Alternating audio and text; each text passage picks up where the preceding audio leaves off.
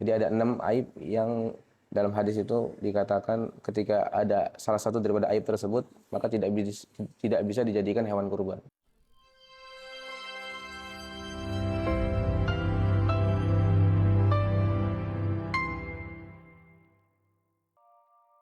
Kita harus banyak meningkatkan ketaatan.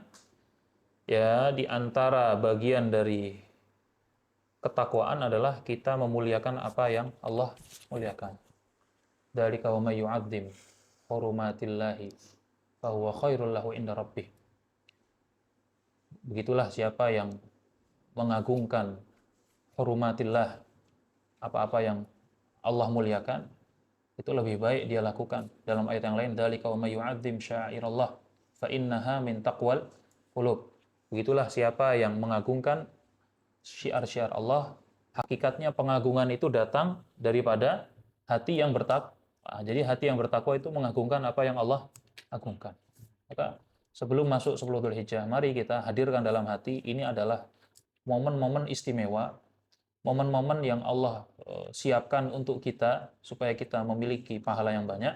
Maka perbanyak, pasang hati kita memuliakan apa yang Allah muliakan, kita menyambut apa yang Allah siapkan berupa waktu yang penuh dengan pahala yang utama, maka kita siapkan hati kita menyambut hari-hari tersebut. Ini yang perlu kita lakukan. Tapi tadi kan disebutkan salah satu amalan, bahkan amalan yang paling agung adalah Iqra Qaddam ya. Iqra Qaddam di hari 10. Di hari 10. Nah, ini menarik nih. Gimana nih Ustaz nih? Apa hukum berkurban Ustaz? Hukum kurban apa? Hukum berkurban memang di sini ada perbedaan pendapat antara ulama, tapi dalam mazhab Syafi'i yang diyakini mayoritas kaum muslimin di Indonesia, bahwasanya para fuqaha Syafi'iyah, hukum berkurban bagi seorang muslim adalah sunnatun kifayah. Sunnah kifayah. Apa itu sunnah kifayah? Itu suatu amalan yang ketika dilakukan itu mendapatkan pahala, dan ketika ditinggalkan tidak mendapatkan dosa. Dan kifayah maksudnya di sini ketika dilakukan oleh salah satu daripada satu keluarga, maka cukup, tidak diwajibkan bagi anggota keluarga yang lainnya. Atau permintaannya gugur.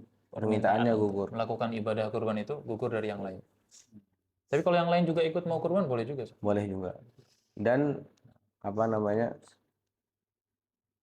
siapa saja yang maksudnya yang dianggap satu keluarga itu apa? Itu kata para fuqaha adalah mangkana fi nafaqatin wahidah man talzamuhum nafaqatuhu. Yang wajib dinafkahi. Misalnya satu keluarga itu dinafkahi oleh seorang bapak.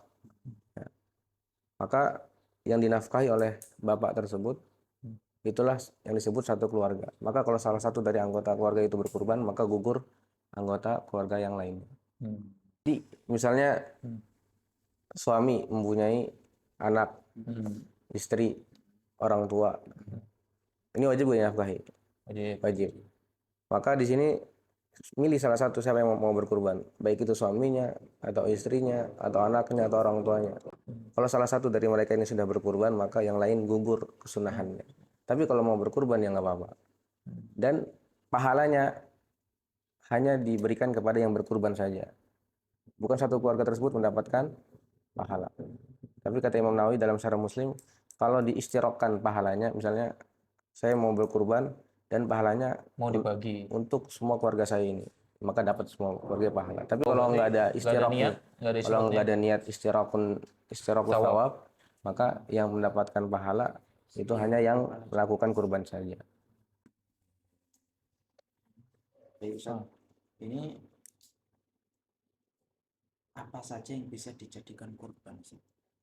Jadi sebagaimana yang didefinisikan oleh para fuqaha, bahwasanya udhiyah itu adalah mayudbah minan na'am min awwali ayami tasyrik ila akhirih. Di sini ada kata na'am, itu binatang ternak.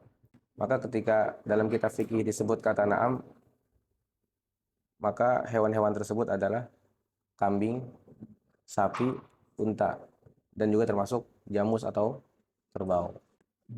Dan syarat daripada binatang-binatang ini adalah salimah minal uyub, terbebas daripada aib-aib yang dimana aib-aib itu mengurangi daging.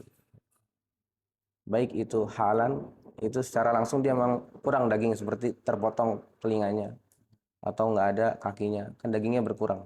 Atau ma'alan, itu seperti misalnya pincang, otomatis dia menuju tempat makannya terlambat. Jadi tidak seperti binatang yang larinya cepat kan, otomatis gemuknya itu lebih cepat daripada orang yang pincang, daripada kambing yang pincang. Nah, ini berkenaan dengan aib, menarik nih Ustaz. Jadi aib apa aja yang menjadikan korban itu tidak sehat? Kan ada misalkan aib cuma kecil, goresan dikit aja. Tadi kaidahnya udah ya, aib yang bisa mengurangi daging. Jadi setiap yang mengurangi daging itu tidak dianggap mengurangi daging. Jadi kalau yang disebutkan dalam hadis apa aja? Dalam hadis disebutkan itu ajfa. Apa itu? Ajfa tuh kurus yang sampai tidak ada sumsumnya. Itu ajfa. Kering kelontang. Iya, kering. Kedua, majnun. Ya, gila. Bisa ya gila ya. Emang dia punya akal hewan itu? Oh, maksudnya kambing gila gimana Ustaz? kambing stres. Kambing stres. Jadi mungkin saking stresnya disuruh makan nggak mau makan. Ya, intinya ada penyakit gila lah. Ketiga, dipahami oleh orang-orang yang merawat hewan biasanya. Kalau kita nggak paham, kita memahami teksnya. Ketiga itu maqtu'atul udhun. Telinganya terpotong. Dalam madzhab Syafi'i walaupun sedikit. Kalau dicoblos itu tak buat tanda nanti walaupun sedikit. Ini dalam madzhab. Jadi maqtu'atul udhun tuh telinganya harus sempurna, nggak boleh terpotong. Walaupun sedikit dalam madzhab Syafi'i. Adapun dalam madzhab lain seperti madzhab Hanifah itu yang penting tidak lebih daripada sepertiga terpotongnya. Bahkan dalam madzhab Hambali yang penting tidak lebih daripada setengah.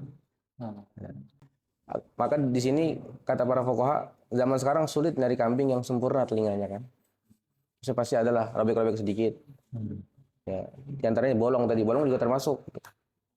Tidak boleh. Benar saja. Betul. Termasuk sapi yang datang dari Australia biasanya kan ditandain di telinganya juga. Ya. Itu bolong juga dia mengurangi daging. Makanya kata para fuqaha, boleh kita mengikuti madzhab lain dalam masalah ini karena sulit kita dapati kambing yang telinganya sempurna.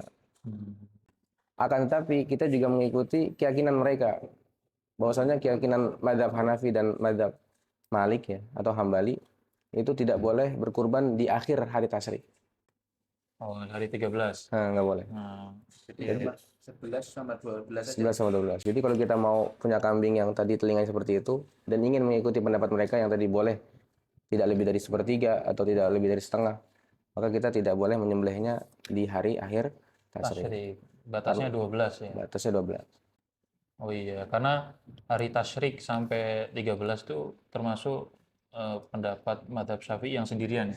Tidak diikuti madzhab yang lain. Diikuti madzhab lain. Tasyrik sampai tanggal 13. Terus tadi kan maqtu'atul udhun kan terpotong telinganya. Ketiga al-aura. Al-bayyin itu buta. Tidak bisa melihat. Jadi matanya tuh full putih lah, tidak ada hitam-hitamnya itu. Aura. Walaupun masih ada matanya, masih ada biji matanya. Tapi dia buta, makanya tidak sah untuk dijadikan hewan kurban. Tapi kalau mau dipotong doang satu lahmin mah boleh-boleh aja ya. Boleh. Cuma potong hewan pincang disembelih boleh-boleh aja. Yang nggak boleh kalau dijadikan kurban. Kalau buat akikah, oh iya. Nanti akikah ini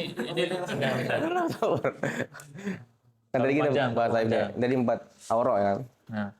Terus arja itu pincang kakinya.